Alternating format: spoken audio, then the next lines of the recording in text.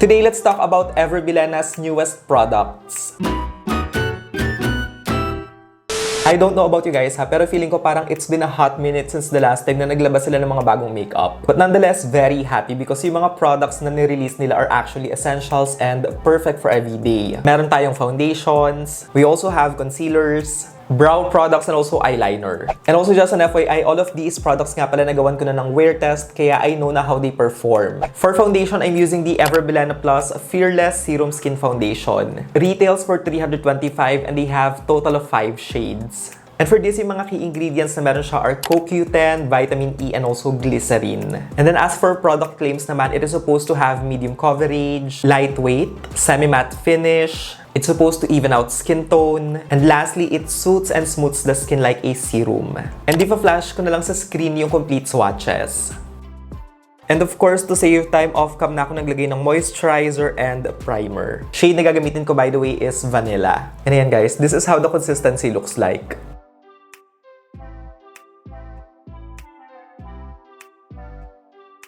And of course, as always, half lab muna yung lalagyan natin so that you guys can see yung difference ng meron sa wala. Stipple din natin siya para hindi maging patchy or streaky. And here we have it, yung meron and also yung wala. It looks very natural, diba? True to its claim, very lightweight siya and also parang second skin. And I also love na hindi obvious na naka-foundation ka, diba? Para ka lang naka-tinted sunscreen, tinted moisturizer, but definitely may coverage. And also, talaga nakaka-cover siya ng imperfections and nakaka-even out ng skin tone. And may natira pa sa kamay ko. Again, super lightweight and comfortable sa skin as if you're wearing nothing. Easy to blend. I mean, look at that. Diba? Sobrang effortless niyang i-blend.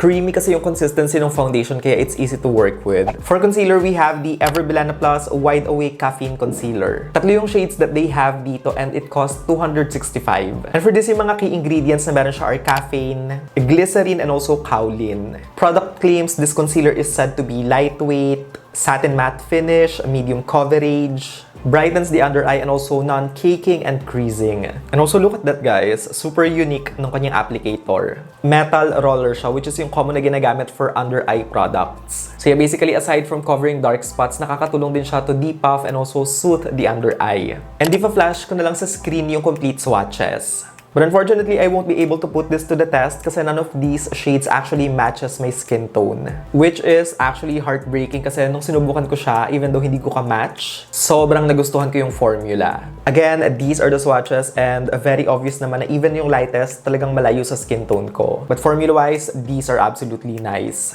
True to its claim, very lightweight siya. Actually, kahit iswatch nyo pa lang siya, manonotice nyo na and mafe-feel na thin yung consistency. Finish of this is definitely satin matte kasi kapag nilagay nyo siya sa under eye or any part of the face, it doesn't look matte and also dry. Less caking and creasing is also true kasi nga thin yung formula nito concealer. And also yung applicator niya actually ang sarap gamitin kasi diba metal siya kaya kapag ka pinanglalagay sa under eye, feels very cooling and also soothing. But I'm crossing my fingers and I'm hoping na sana mag-release pa sila ng ibang shades, especially mga in-between. Etong shade na pearl na lang yung gagamitin ko for my under eye. Nasubukan ko na rin naman kasi ito and nag-work siya, so eto na lang.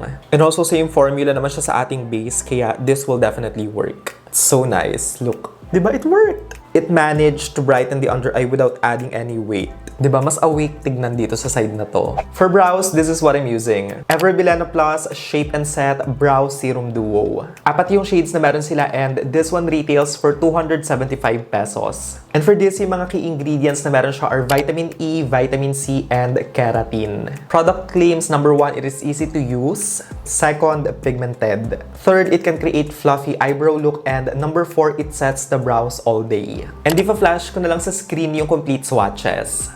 Again, this is a dual-ended product. So sa isang side, of course, we have the pencil. And of course, on the other end, we have a brow setter. And super nice nung applicator. Diba, look at that? Sobrang perfect nung size and shape niya for brows. And then guys, what I'm gonna do is, if i-fill in ko lang yung mga sparse area. And of course, I'm gonna make sure na light-handed lang para natural looking. Formula-wise, as always, they nailed it. It's not too stiff and hindi rin sobrang creamy. Kaya it's easy to work with and perfect for beginners. And I also love the pigmentation kasi kahit hindi mo siya i-DN, yung pencil, nag-show up yung kulay niya. And this time, iset naman natin siya using the brow gel. You guys know how much I love doing bushy brows and sa lahat ng local brands ng brow gel, this is definitely one of the best and pinaka na-enjoy ko. Perfect siya kapag laminated, feather brows, and talagang it sets the whole day. Hindi siya nagmo-move. Look at my brows, diba? It is so nice. And also yung wand, di ba? Ang ganda ng size. Perfect na perfect for brows. Definitely a must try atong brow gel kasi ang fluffing tingnan ng brows. Final product we're using is the Bilena Plus Supercharged Liner and Lash Serum. Retails for $275 and it comes in one shade and that is black. And for this, yung key ingredient na meron siya is hydrolyzed keratin. And for this, yung claims is number 1, smudge-proof. Second is waterproof. Third, fine, flexible tip. And yung last is it is ultra black. This is how it looks like kapag kasinwatch, and true to its claim, it is definitely smudge-proof. Look at that. It is definitely long-lasting.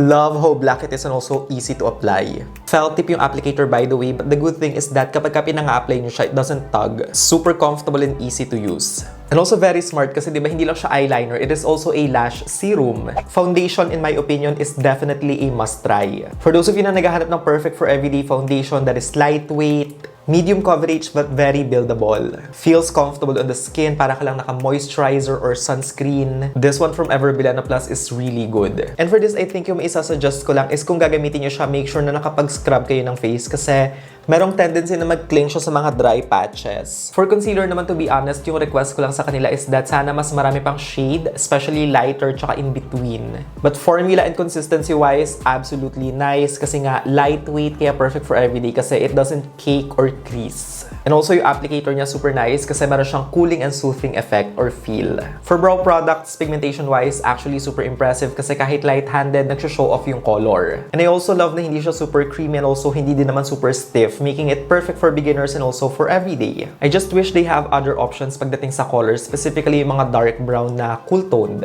But yung brow gel, oh my god, this is absolutely amazing. Super impressive kasi kapag ka nilagay nyo siya sa brow hairs, as in the whole day, hindi bumababa yung kilay. Bilena Plus eyeliner, super impressive kasi everything that you need nandito na. It's waterproof, it's smudge-proof, color is ultra black, super easy to use and also hindi siya nagtatag. And again, like I've said, nagamit ko na nga ito, na wear test ko na sila a couple of times, and actually yung base product, specifically yung foundation, definitely performs like an expensive foundation kasi yung nag-crease lang sa akin dito is yung side ng nose. Also sa nose, nag-fade lang siya ng konti. And also sa mga spots ng face ko, very minimal na nag-fade siya. And also the good thing about this is that habang tumatagal siya sa skin, mas nagmumukha siyang natural, and also kapag ka nag-oil up ka, it looks glowy lang. Again, okay na okay and perfect for everyday use. And of course, if you guys want to get your hands on any of these products, ilalagay ko na lang sa screen and also sa description box yung mga link. And also yung mga physical stores na pwede nyo pagbilhan.